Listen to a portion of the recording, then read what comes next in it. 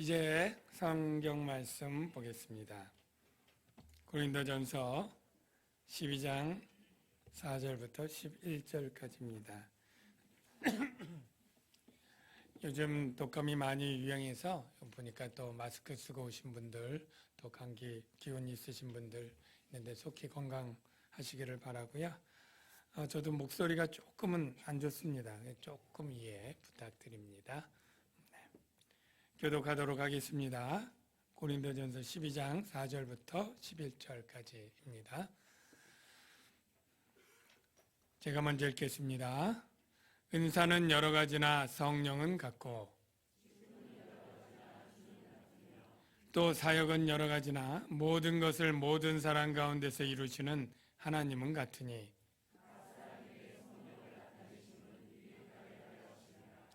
어떤 사람에게는 성령으로 말미암아 지혜의 말씀을, 어떤 사람에게는 같은 성령을 따라 지식의 말씀을,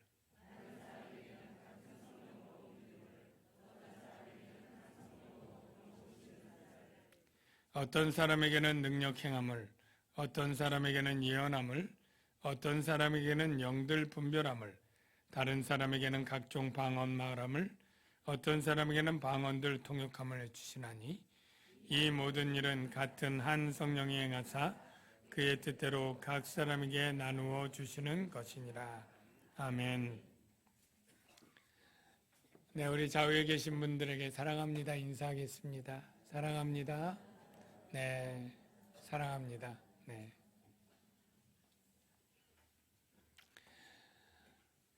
지금 우리는 고린도 교회의 여러 가지 문제들에 대한 사도 바울의 해결책과 권면을 듣고 있습니다. 고린도 교회가 여러 문제들이 많이 일어난 것은 어떻게 보면 오늘날 우리에게는 또 고마운 일일 수도 있겠다 싶어요. 왜냐하면 우리가 신앙생활하면서 닥칠 여러 가지 문제들을 미리 예방주사로 또 맞게 되고 그러한 잘못들을 범하지 않고 그것에 대한 진리를 배울 수 있는 기회를 많이 제공해 주는 덕분이다라는 생각도 듭니다. 고린도 교회의 은사에 대해서 남용하고 오용하는 잘못된 문제가 생겼습니다. 고린도 교회는 구변의 은사라고 포함할 수 있는 방언과 예언의 은사가 있었는데 그 은사를 받은 사람들이 그것들을 자랑하고 과시하고 싶어서 예배 때에 무분별하게 할 때 안 할 때 상황 봐서 해야 되는데 무분별하게 방언으로 소리질러 기도하고 해서 예배가 혼란스럽게 되고 예언의 은사를 받은 사람은 무질서하게 질서대로 순차적으로 해야 됨에도 불구하고 주님께서 내게 이렇게 말씀하셨습니다 라고 말하면서 서로서로 중구난방으로 예언을 하면서 예배가 매우 혼란되고 그래서 아수라장이 되는 그러한 상황이 되었습니다. 그래서 이 문제를 어떻게 해결하면 좋은가 하고 사도 바울에게 문의했고 사도 바울이 대답을 해주는 것인데요. 사도 바울의 답변은 지난주에 이런 것이었습니다. 너희들이 성령으로 말미암아 신비한 체험을 할 수 있지만 신비한 체험을 하고 황홀한 느낌을 갖고 이렇다고 다 성령의 역사는 아니다라는 것을 알아야 된다는 거예요. 그 증거로 너희가 이방인으로 있을 때 우상 숭배의 신전에 끌려갈 때도 신비한 마력의 힘으로 갖고 신비한 체험과 황홀한 느낌들을 가졌지만 그게 다 성령의 역사라고 할 수는 없지 않겠느냐라고 묻는 거죠. 성령의 역사가 아니라 악령의 역사도 얼마든지 하늘에 불을 내리는 이적도 행하고 어떤 특별한 귀신을 내쫓고 특별한 일들을 얼마든지 할 수 있다는 것 지난주에 살펴보지 않았습니까? 그러니까 어느 것이 성령의 역사인지 가장 확실한 증거를 알려주겠다 하고 말씀한 것이 바로 성령의 역사는 예수가 주님이시다라고 하는 신앙 고백과 그리고 예수님이 주님이실 때 그 만유의 주권자이신 그분의 주권에 순종하는 나의 삶, 바로 예수님이 주님이라고 하는 신앙 고백 플러스 주님으로서 내가 종된 자로서 그 주권에 순복하는 삶, 요 고백과 삶 이 두 가지가 가장 성령이 내게 임재하고 확실한 성령의 역사다라고 가르쳐 주었습니다. 오늘은 더 구체적으로 은사의 의미와 은사의 목적 그리고 은사를 받은 우리의 마음가짐과 태도가 어때야 되는지에 대해서 설명을 하고 있으니 모두 깨닫고 은혜 받기를 주의 이름으로 축원합니다. 먼저 본론에 들어가기 전에 한 가지 여러분에게 질문을 던질 텐데 생각해 보십시오. 여러분은 여러분이 가진 은사가 무엇이다 라고 알고 계시나요? 그러고 보니까 내 은사가 뭐지? 하실 분들이 꽤 많을 것 같은데요. 여러분들 가운데 은사 안 받았다 하시는 분은 없습니다. 모두가 은사를 받았는데 그 은사가 무엇인지 찾아볼 노력이 없었고 관심이 좀 적었기 때문이다라고 볼 수 있습니다. 두 번째, 여러분들 가운데는 혹시 저 권사님, 저 집사님 저런 은사 받았다고 하는데 나도 받고 싶어 하는 마음 가졌던 적 있었던 분 아멘. 조금 있군요. 조금. 더 있는데 차마 못하셨던 분도 있을 것 같고요. 반대로 내가 가진 은사가 너무나 좋고 너무나 귀해서 막 자랑하고 과시하고 싶은 마음이 있었던 분 아멘하지 마세요. 네. 괜히 아멘했다가 그런 분도 있겠죠. 그런데 이 마음과 이 가짐은 다 틀린 것이고 잘못된 것입니다. 좀 이따가 그 이유를 설명해 드리겠고요. 먼저 이제 차근차근 은사가 무엇인지부터 알아야 되는데 4절, 5절, 6절에 사도 바울의 가르침을 한번 같이 성경을 통해 읽어봅시다. 첫째 4절은 보니까 은사는 여러 가지나 성령은 같고 직분은 여러 가지나 주는 같고 역사는 여러 가지나 하나님은 같다. 이렇게 점층되고 반복적으로 먼저 말하고 있는데요. 여기서 강조하는 것은 여러 가지다를 강조하는 것 같아요. 같다라는 걸 강조하는 것 같아요. 여러 가지인 건 이미 여러 가지인 걸 너무나 잘 알아요. 이미 여러 가지로 나타나니까. 그러니까 그걸 여러 가지다. 여러 가지였어? 이럴 뿐은 없어요. 그러니까 그건 다 아는 거예요. 중요한 거는 같다라는 거예요. 같다. 뭐가 같으냐? 바로 원천이 같고 은사를 사용하는 대상이 같고 일하시는 하나님이 같고. 요 같다라는 거에서 조금 이따 나올 건 뭐냐면 동등하다라는 것과 하나님이 주시니까 존귀하다. 이 두 가지 의미예요. 먼저 은사가 무엇인지 한번 좀 설명해 드릴게요. 여러분 은사는 은혜와 밀접한 단어인데 여러분 은혜는 다 아시죠? 은혜. 여러분 다 은혜 받으신 분들이십니다. 어떤 은혜를 받았습니까? 구원의 은혜죠. 이 은혜의 뜻은 값없이 베푸시는 호의. 이게 국어 사전적 의미예요. 대가나 공로가 없어야 돼요. 은혜는. 값없이 주는 게 중요해요. 대가 없이 값없이 하나님이 우리에게 호의 좋은 뜻으로 베푸신 것 이게 은혜예요. 그런데 이 은혜에 베푸신 가장 좋은 것들의 가장 하이라이트요 핵심이 뭡니까? 구원이죠. 구원. 그러니까 은혜 이꼴 구원 이렇게 우리가 이해를 해요. 그런데 이 구원받은 자들에게 은혜 받은 자들에게 같은 사람들이에요. 하나님이 성령으로 또 뭘 주시냐면 선물로 능력을 주셔요.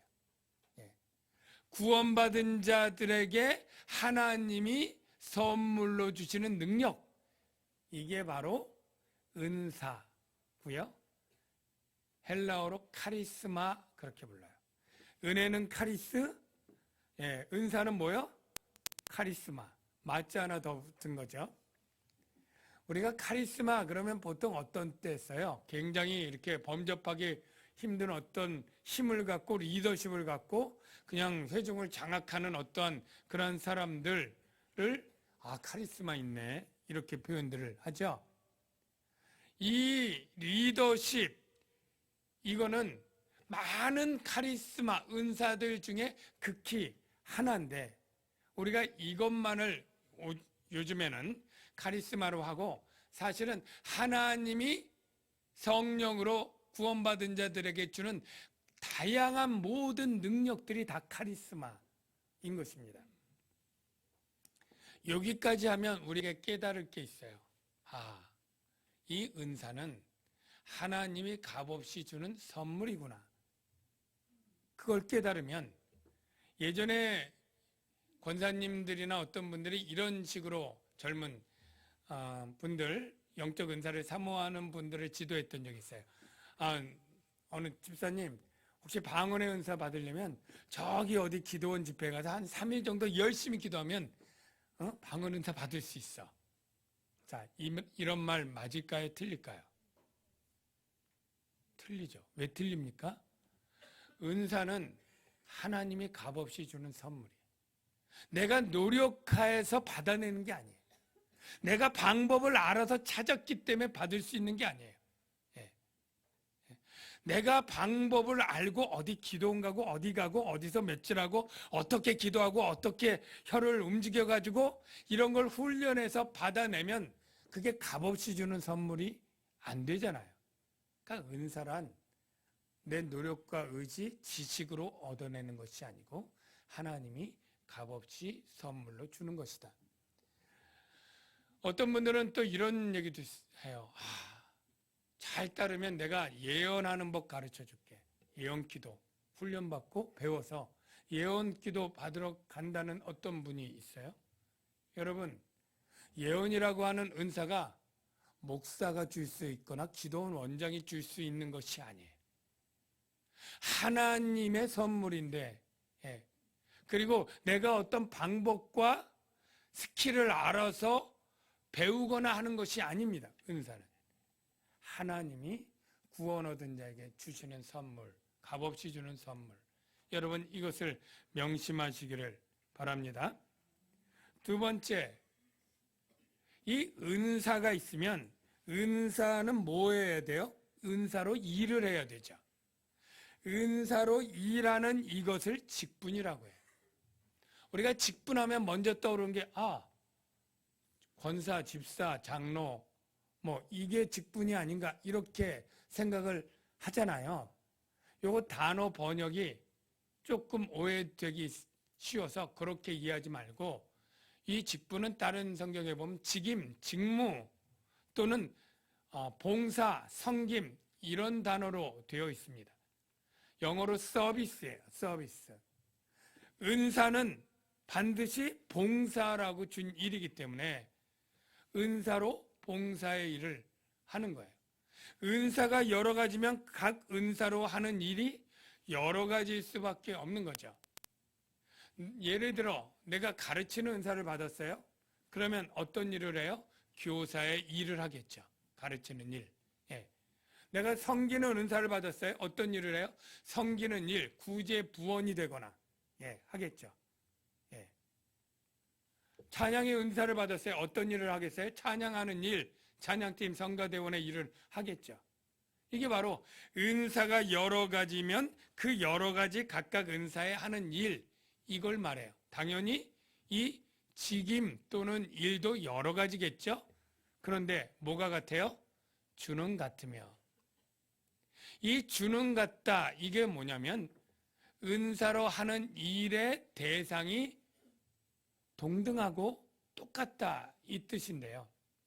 이게 어떤 의미냐면 우리의 모든 일이 다 주에게 하는 것이므로 다 동등하게 존귀하다, 그 뜻입니다. 세상에는 저도 세상의 삶을 많이 산 건 아닌데 회사에 전무 비서하고 회장님 비서하고 급이 달라요. 똑같은가요? 다르죠? 아마 월급도 다르고 할 수 있는 권한도, 처리할 수 있는 일이 회장과 전무 차이만큼 비서도 다를 거예요. 예. 대통령 비서하고 장관 비서하고 아마 그 능력과 그 직위 이런 것들이 다를 거예요. 별 4개 장성의 비서하고 별 하나의 준장인가요? 거기에 비서하고 다르겠죠. 교회에서도 이 같은 생각으로 이해하면 틀립니다. 교회에서 우리 부에, 내가 부원인데 우리 부는 부원이 20명이고 어떤 분은 2-3명이에요. 우리 부는 1년 예산이 1억인데 저기는 200만 원이에요. 내가 훨씬 더 큰 일을 하고 귀한 일을 하고 우리 부장님이 훨씬 높고, 이런 생각들을 은연중에 나도 모르게 하기가 쉬워요. 한번 물어볼게요. 재정부장이 높아 보여요? 안내부장이 높아 보여요? 거의 다 똑같지 뭘. 그러면서도 재정부장이 높은 거 아닌가? 자, 그러면 아까도 물었지만 3부 성가대장이 높아 보여요? 2부 성가대장이 높아 보여요? 똑같은 거 아닙니까? 그래도 3부에 훨씬 많이 모이는데. 이런 생각들을 우리가 할 수 있어요. 여러분, 이 세상의 가치가 들어오면 내가 지금 섬기고 있는 부서의 크기나 또는 내가 갖고 있는 부원들의 수나 이런 것들로 높고 낮음이나 내가 운영할 수 있는 재정, 그 크기에 따라서 사람들의 인식은, 세상의 사고가 그대로 들어와서 교회도 그것들로 나름대로 서열, 유계질서, 좋은 것, 덜 좋은 것, 귀한 것, 덜 귀한 것, 이런 생각들에 쉽게 물들기가 쉽죠. 그런데 아니라는 것입니다. 왜 아니냐? 우리의 모든 일은 다 동일한 원천인 성령에서 나오고, 어느 부장이든 어느 부원이든 어떤 일이든 다 성령이 맡겨주신 일이고, 다 우리가 하는 그 일의 대상은 다 주님이에요. 여러분 중에 어떤 분은 천사장에게 일하는 분이 있어요? 어떤 분의 일은 담임 목사를 위해서 하는 일이 있어요? 어떤 분은 내 부의 부장의 일을 하는 거예요? 아니라는 거예요. 나는 목사 밑에 있고 부장 밑에 있고 부원이 있고 어떻게 해도 다 궁극적으로 나의 직속으로 일하는 것을 평가할 분은 우리 주님이신 것입니다. 그래서 우리의 모든 일은 주님의 명령 따라 각 부에서 부장이든 부원이든 어느 부서든 어느 대든 다 주님께 하는 일이고, 성령에서 원천이 같고 대상이 같고 다 동등하게 다 같고 다 동등하게 존귀하다. 여러분, 그렇다면 여러분이 이제부터 저 일이 훨씬 더 존귀하고 훌륭해, 이렇게 부러워할 것이 아닙니다. 내 일은 왜 이렇게 초라하고 별로 의미도 없어 라고 원망불편할 것도 아닙니다. 반대로 내 일이나 내 은사는 너무나 훌륭하고 좋아, 그리고 다른 사람들에게 교만한 마음으로 과시하고 자랑할 것도 아니고요. 모두가 어떤 일이든 어떤 은사든 다 성령에서 나오고 주를 향해서 가는 동등하게 존귀하다. 여러분, 이것을 명심하시기를 주의 이름으로 축원합니다. 세 번째는 바로 역사인데요. 이 역사는 뭐냐면 다 은사가 여러 가지면 그 은사대로 하는 일이 여러 가지고 그 일을 통해서 이룬 결과가 여러 가지죠. 이 결과가 뭐냐면 찬양의 은사 받은 사람이 찬양의 일을 하고 지난번에 성탄 칸타타를 잘했어요. 이게 일이에요. 전도의 은사 받은 사람이 전도부에 들어가서 여름 전도 여행에 가서 전도 행사를 잘했어요. 이런 게 일이에요. 교회에 여러 가지 사업들 역사가 있잖아요. 근데 이 일들을 누가 하시느냐, 누가 이루시느냐, 사람이 하는 것 같지만 세상은 사람이 하는 것에서 끝나지만 우리는 바로 6절 보세요. 사역은 여러 가지나 모든 것이에요. 예외가 없습니다. 모든 사람 가운데서 그리스도인 모든 사람 가운데 예외 없이 다 이루시는 분은 누구예요? 하나님입니다. 여러분이 어떤 은사로 어떤 일을 하든 그 일을 이루시는 분은 하나님이시다라는 거예요. 여러분 그렇게 믿으시면 아멘. 예. 그러면 하나님이 이루시니까 나 할 거 없네. 이렇게 게을러도 된다는 것이 아닙니다.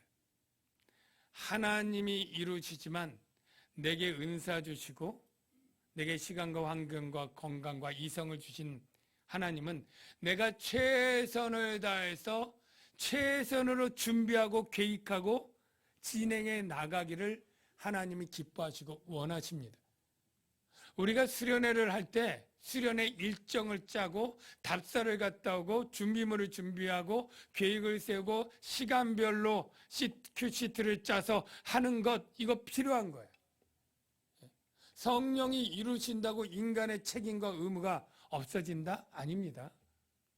전도여행을 갈 때도 열심히 답사하고 준비하고 모든 그 전도 지역을 파악해놓고 전도팀을 조직하고 기도하고 준비하는 일이 다 필요해요.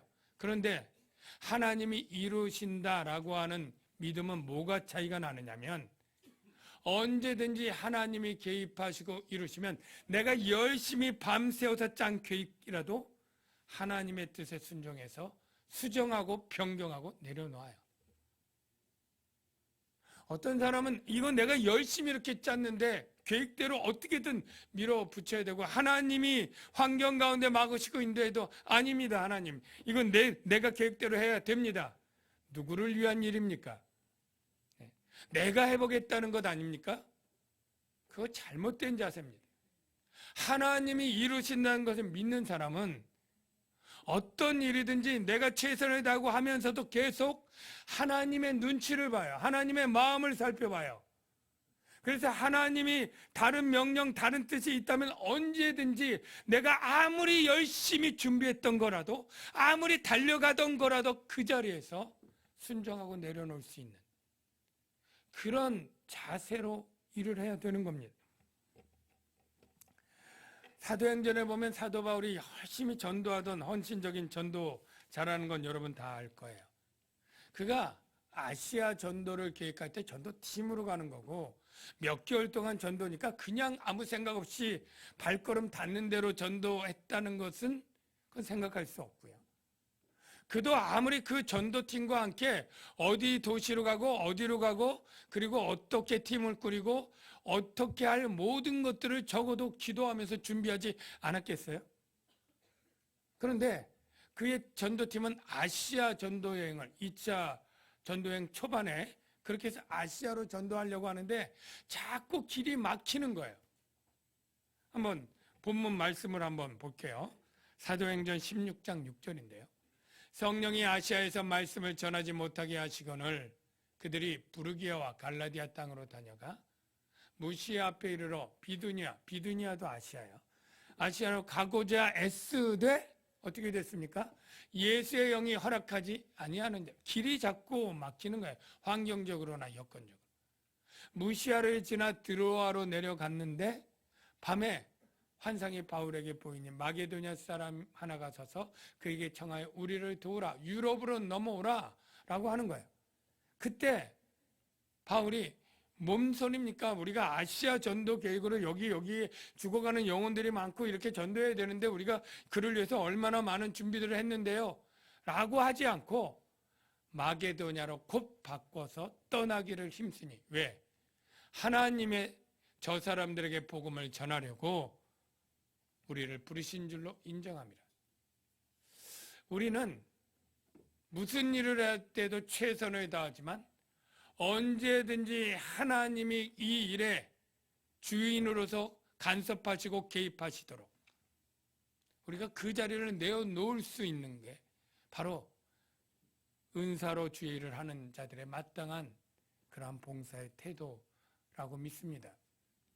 요즘 그 인테리어 공사를 지금 설비를 많이 하는데 제가 가끔 구경도 해보면 보통 이제 전문 기술자가 있고요. 그 밑에 시다라고 하나요? 데모도라고 하나요? 그러니까 보조 기술자가 있잖아요. 그러면 전문 기술자가 아주 어려운 거라고 쉬운 것들은 보조 기술자에게 맡겨요. 이렇게 좀 여기 정도 이렇게 하라고. 그리고 어려운 거 하고 나중에 마무리를 하러 왔을 때 이 보조 기술자가 자리를 비켜줘야죠. 이제 전문 기술자가 와서 하도록.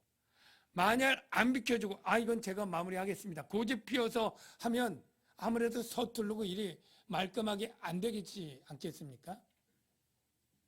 하나님이 전문가고 하나님이 이루시는 분인 줄로 믿습니다. 하나님이 능력자고 하나님이 참된 전지하시고 전능하신 신이에요. 하나님이 우리를 통해서 어떤 일을 맡길 때는 충성되게 하고 어떤 일을 그만두라고 할 땐 그만두고 바꾸라고 할 땐 바꿔두고 하나님이 이루시도록 나는 그저 무익한 종일 뿐이라고 고백하는 것. 이게 너무나 중요한 태도이고 자세인 것이죠. 그 다음에 이제 이 은사를 주신 이유를 7절에 설명을 하고 있는데요. 7절을 보시죠.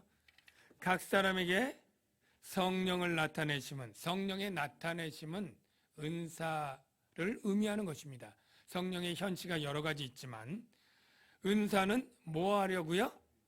유익하려. 자, 누가 유익하려고요? 은사 받은 자의 유익입니까? 아니면 교회 공동체의 유익입니까? 교회 공동체. 은사는 사익을 위해서 쓰는 게 아니라 교회 공동체의 공익을 위해 쓰는 것입니다. 옛날에 보면 어떤 권사님이 기도해서 병 치료, 병 낫게 해주는 은사를 받고 그거 치료해 준 다음에 뭐 양복해와라, 또 헌금해라, 또 뭐해와라 이렇게 많이 요구하는 그런 일들이 없잖아 있었다 그런 얘기를 들은 적이 있어요. 은사가 공익이 아니라 사익을 위한 것이죠. 오늘날 저와 여러분들 가운데 그럴 분은 없을 거라고 생각이 되고요. 그러면 이 말씀은 소용이 없는가? 아닙니다. 조금 더 우리에게 적용할 수 있는 그러한 일들이 있는데 여러분들이 은사를 가지고 교회를 열심히 할 때 혹여 이런 마음 혹시 든다면 예를 들면 내가 이렇게 이 은사로 일을 잘할 때 사람들이 나를 많이 칭찬해 줄 거야. 많이 인정하고 존경할 거야. 그런 마음으로 하면 어떨까요? 반드시 언젠가 시험 듭니다. 기대했던 만큼 칭찬과 존경이 없어서 시험 들기도 하고요. 조금 더 여러분들 중엔 그런 분은 없을 거라고 생각하는데 내가 이렇게 은사를 많이 해가지고 일하면 다음 직분자 투표에서 나를 많이 찍어줄 거야. 공익을 위한 거예요? 사익을 위한 거예요? 결과는 그렇게 될지 몰라도 우리의 동기가 내 개인의 유익을 위해서 봉사가 아니라 나를 구원해 주신 하나님의 은혜 때문에 교회를 위해서 나의 유익을 포기하고 교회의 유익을 위해서 봉사하는 것, 이게 바로 바른 태도요, 바른 마음가짐인 줄로 믿습니다. 베드로전서 4장 11절에 이런 말씀이 있죠. 봉사의 기본 자세가 만일 누가 봉사하려면 하나님이 공급하시는 힘으로 하는 것 같이 하라.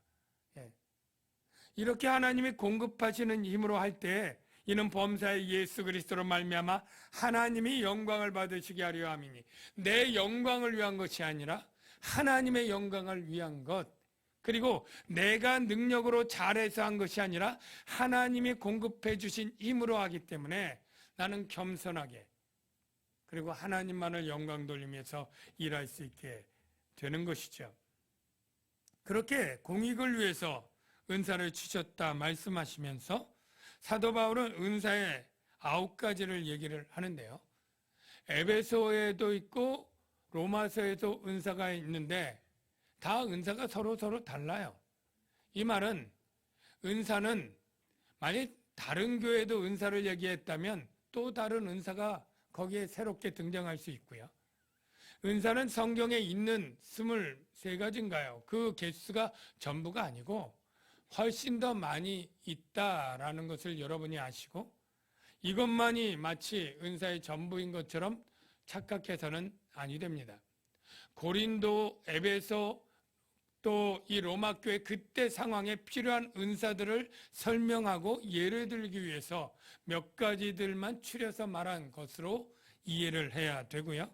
고린도에 필요한 은사 9가지가 있는데 그 9가지를 세 묶음으로 묶을 수 있습니다. 첫 번째, 지혜와 지식의 은사, 가르치는 일을 위한 은사죠. 두 번째로 나온 은사가 바로 초자연적인 은사인데요. 믿음과 능력 행함과 병 고치는 은사인데요. 병 고치는 은사와 능력 행하는 초자연적인 건 맞다라고 하는데 왜 믿음이 거기 들어갔을까? 우리 모두가 믿음이 있잖아요. 그래서 은사로서의 믿음과 우리가 모두가 가지고 있는 구원을 얻기 위한 믿음은 구별을 해야 돼요. 저와 여러분은 모두가 구원을 받기 위한 믿음이 다 있는 분입니다. 은사로서의 믿음은 그런 믿음이 아니고 이적을 행할 수 있는 초자연적인 것을 믿는 특별한 믿음을 말해요. 예를 들면 비유를 하면 이 산을 저쪽으로 바다로 옮기라 해도 그대로 될 것을 믿는 믿음 같이, 무리를 걸으라고 할 때 베드로가 그걸 믿고 걸었던 것 같이 이적을 행할 수 있는 특별한 신뢰, 이게 은사로서의 믿음이고, 이거는 가진 분도 있고 안 가진 분도 있는 거예요. 은사는 나눠주니까. 그리고 여기 마지막으로 의사소통의 은사가 4가지가 있는데, 예언과 영분별, 방언과 통변은 서로 짝입니다. 예언은 우리가 미래일을 말하는 게 아니라 성경을 해석하여 설교하는 것으로 권위와 권면, 위로 이런 내용이 담겨 있는데, 그 당시에는 신약 성경이 없고 구정과 감동으로 예언을 하다 보니까 많은 성령의 말씀도 있지만 거짓 선지자도 많고 이단 사이비도 많은 거예요. 그러니까 예언을 할 때 하나님은 꼭 예언의 은사자들을 주을 뿐 아니라 영분별하는 은사자가 교회에 있어서 이것이 성령의 예언인지 아니면 거짓된 세상 가르침인지 악령의 예언인지를 분별하게 해요. 그런 은사가 필요했기 때문에 있었고요. 방언도 방언으로 신령한 언어로 기도할 뿐 아니라 공익을 위해서는, 교회 유익을 위해서는 통변의 은사를 받은 사람이 있어야 되죠. 그래서 방언과 방언 통변이 같이 있어야 교회 유익이 되고, 예언과 영분별의 은사가 같이 있어야 교회가 잘못된 길로 가지 않고 잘못된 예언에 넘어가지 않도록 같이 짝으로 주신 것입니다. 그렇게 9가지를 설명한 다음에 사도 바울의 결론은 11절이에요. 자, 우리 11절 읽어봅시다. 시작. 이 모든 일은 같은 한 성령이 행하사 그의 뜻대로 각 사람에게 나누어 주시는 것이니라. 여기 같은 한 성령이 행한다는 것은 앞에서 제가 이미 메시지를 전한 것처럼 모든 일, 모든 은사, 모든 사역이 다 동등하게 존귀하다, 그것을 말하고요. 그래서 이것을 과시하거나 자랑해서도 안 되고 열등감을 가져서도 안 된다라는 얘기를 했고요. 바로 그 다음에 메시지는 그의 뜻대로 각 사람에게 나누어 주시는 것이라. 첫째, 내 뜻대로 받는 거 아니다. 여러분들이 은사를 사모할 수는 있어요. 그러나 적당히 사모해서 기도하고 안 주시거든, 하나님은 나에게 다른 것을 주신, 다른 은사를 주시는 뜻이 계시다라고 빨리 포기하고 내가 가진 은사를 발견하고 쓰는 것이 훨씬 성숙한 신앙이고 지혜 있는 그러한 신앙인 것을 여러분이 아시기를 바랍니다. 각 사람에게 나누어 주신다는 건 뭐예요? 모든 은혜 받은 사람은 다 은사를 받았습니다. 아까 얘기한 대로. 근데 이걸 골고루 나눠 주셔요. 왜 골고루 나눠 주십니까? 부담감과 분담을 나눠 주는 거예요. 여러분, 은사는요, 많이 받으면 좋은 거 절대 아닙니다. 왜냐하면 많이 받았으면 많이 일해야 되는 거예요. 방언 은사 받으면 뭐예요? 기도해야 되는 거예요. 예. 병 고치는 은사 받았으면 부지런히 다니면서 신방 다니면서 병 낫기 위해 기도하는 일을 해야 되는 거예요. 아, 나 이런 은사, 큰 은사 받았어. 자랑하고 과시하고 끝낼 일이 아니에요. 평생 그 일을 쓰라는 거예요. 예. 은사 받고 안 쓰면 오히려 책망받습니다. 그러니까 내가 감당하고 즐겁게 할 만큼 내게 맞는 은사가 좋은 거지, 그냥 멋진 은사, 특별한 은사, 이런 은사 달라고 막 간구하고 떼쓰면 그렇다고 주시지도 않지만 그렇게 해서 얻어내면 나는 평생 그 은사로 봉사하고 일해야 된다는 것도 같이 알아야 돼요. 예. 여러분, 하나님은 우리가 멋지고 훌륭해 보이는 사람의 눈에 그런 은사를 받는 것을 기뻐하는 게 아니라 받은 은사가 무엇이든 하나님이 어련히 알아서 가장 내게 맞는 뜻대로 교회의 유익을 위해서 그 뜻대로 주셨을까 믿고 내가 받은 은사에 충성하는 것을 기뻐하신다. 여러분, 이거 중요한 것입니다. 고린도전서 4장 2절에 뭐라고 말합니까? 맡은 자들에게 구할 것은 충성이니라. 왜요? 반드시 회개하고 평가받는 날이 오기 때문이에요. 사람의 평가는 아무것도 아니에요. 너희에게나 다른 사람에게 판단받는 것, 평가받는 건 내게는 매우 작은 일이고 다만 나를 판단하실 리가 있다? 주님. 저와 여러분은 은사를 가지고 마지막 날에 주님이 회개할 거예요. 너 내가 이런 은사 줬는데 잘 썼니? 아, 그런 은사 제게 줬었나요? 예. 아니, 그거 받았지만 제가 바쁘고 힘들어서 딱 1년 봉사하고 못했는데요. 여러분, 은사는 많이 받는 게 중요한 게 아니라 받은 대로 지속적으로 열심히 충성되어 봉사하는 것, 이것이 중요한 것이고, 저와 여러분들은 어떤 은사든지 성령에서 나온 존귀한 것이고 동등한 것이란 걸 알면서 우리가 기쁘게 맡겨진 그러한 은사대로 일을 감당해서 칭찬받고 충성된 종으로 인정받는 여러분 되시길 주의 이름으로 축원합니다. 기도합니다. 하나님,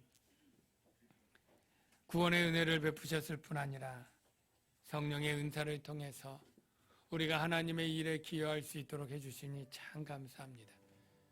우리가 맡겨진 은사 비교하면서 혹이라도 자랑하거나 또는 원망 불평하는 어리석은 일 더 이상 하지 않게 하시고 어떤 은사든지 존귀하게 동등히 귀한 것 깨닫고 맡겨진 자에게 구할 것 충성이니 그 은사로 공익을 위해, 교회를 위해, 주님의 몸을 위해 우리가 섬기는 자들 되게 하여 주옵소서. 이 시간에 우리 하나님의 은혜를 감사하면서 같이 고백하겠습니다. 하나님의 은혜에 같이 찬양하도록 하겠습니다. 나를 지으신 이가 하나님, 나를 지으신 이가 하나님, 나를 부르신 이가 하나님, 나를 보내신 이도 하나님, 나의 나를 것은 다 하나님의 은혜라. 달려갈 길 다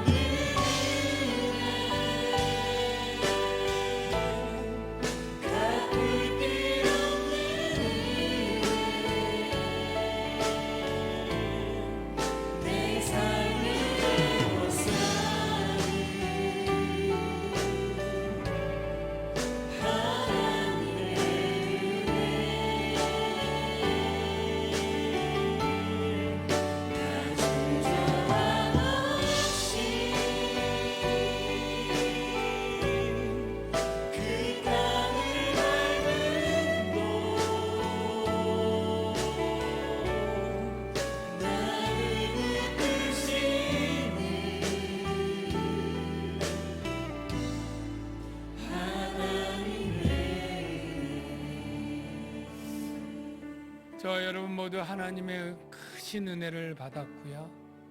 뿐만 아니라 성령으로 값없이 주는 선물로서의 능력, 은사를 다 받았습니다. 모두가 존귀하고 모두가 동등합니다. 여러분 받은 은사 무엇이든 간에 내가 주님의 몸된 교회를 위해서 충성한다면 하나님 매우 기뻐하시고 마지막 날 우리를 칭찬하시고 상을 주실 거예요. 얼마나 받았느냐, 무엇을 받았느냐가 중요한 게 아니라 충성하는 것. 하나님, 내게 은사 주셔서 하나님의 일 기여하게 하시니 감사합니다. 감사기도 드리시고요.